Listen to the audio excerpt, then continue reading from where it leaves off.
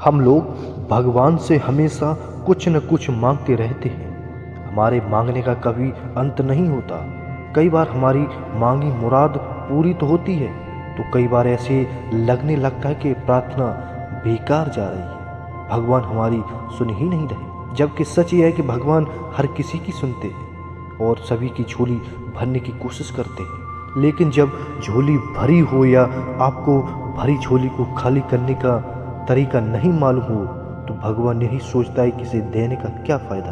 अगर आप वस्तुओं का उपयोग सुनिश्चित प्रकार से करेंगे तो निश्चित ही आपको मांगी हुई चीज़ फिर से मिल जाएगी। लेकिन अगर आप उपयोग करना ही नहीं जानोगे तो वस्तु लेकर क्या करोगे। एक बार की बात है, भगवान बुद्ध के एक शिष्य से कहा, प्रभु मुझे आपसे एक निवेदन करना है। बुद्ध ने उसकी ओर देखा जैसे कह रहे हो कि क्या पूछो।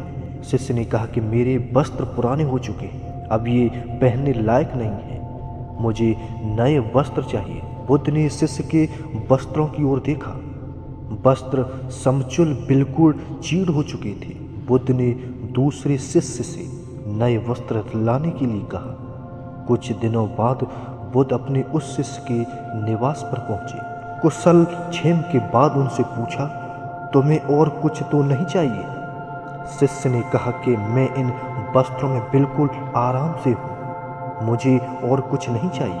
अब बुद्ध शिष्य का संवाद शुरू हुआ जो इस प्रकार था, बुद्ध अब जबकि हमारे पास नए वस्त्र हैं तो तुमने पुराने वस्त्रों का क्या किया। शिष्य ने कहा, मैं अब उसे ओढ़ना दूं। बुद्ध बोले, ओढ़ने के पुराने वस्त्र का क्या किया। शिष्य ने कहा, जी मैंने उस खिड़की पर लगा दिया। बुद्ध बोले, तो क्या तुम्हारे पुराने पर्दे फेंक दिए। शिष्य ने कहा, जी मैंने उसके चारों टुकड़े की रसोई में उनका इस्तेमाल चूल्हे पर से गर्म पतीले को उतारने के लिए करता हूँ। बुद्ध ने कहा, तो फिर रसोई के पुराने कपड़ों का क्या किया।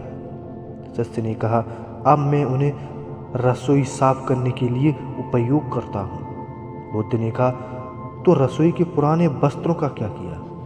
शिष्य ने कहा, प्रभु वह अब इतना तार तार हो चुका था कि उसका कुछ नहीं किया जा सकता था।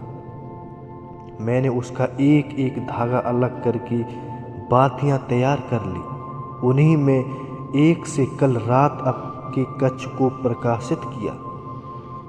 बुद्ध शिष्य के इन उत्तर से संतुष्ट हो गए। वे प्रसन्न थे कि उनका शिष्य वस्तुओं को बर्बाद नहीं करता और उसमें समझ है कि उनका उपयोग किस तरह से किया जा सकता है।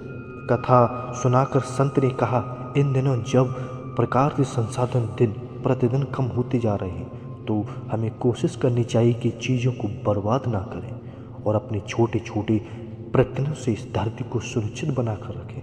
कैसी लगी ये वीडियो हमें आपकी कमेंट के माध्यम से